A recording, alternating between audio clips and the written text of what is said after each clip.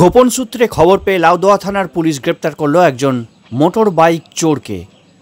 শামশেরগঞ্জ থেকে আরিফ হোসেন নামে ওই মোটর বাইক চোরকে গ্রেপ্তার করে লাউদোয়া থানার পুলিশ।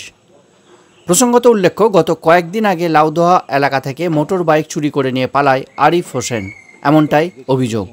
এরপর তদন্তে নেমে লাউদোয়া থানার পুলিশ মুর্শিদাবাদের শামশেরগঞ্জ থেকে তাকে গ্রেপ্তার করে আনে আরিফ হোসেনকে। পাশাপাশি উদ্ধার করা হয়েছে চুরি যাওয়া ওই মোটর বাইকটিও। অভিযুক্তকে লাউদোয়া থানার পুলিশ দুর্গাপুর মহকুমা আদালতে পেশ করে।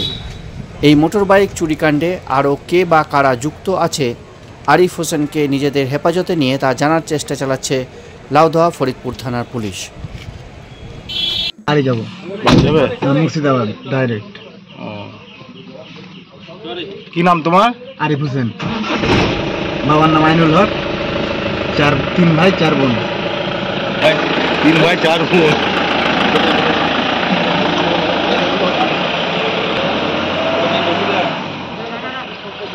ঘুমাইলে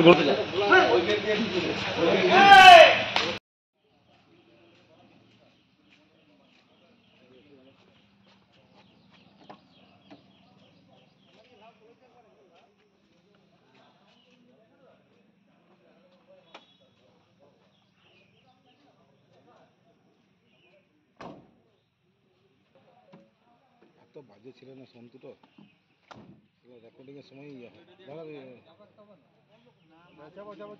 কে নিয়ে গিয়েছিল? আমার ভাই নিয়ে চলে গেছে বাড়ি। ও, রবিউল ইসলাম। এখন আমি বাড়ি যাবো। মুর্শিদাবাদ ডাইরেক্ট। কি নাম তোমার? আরিফ হোসেন। বাবার নাম আইনুল হক। তিন ভাই চার বোন। তিন ভাই চার বোন।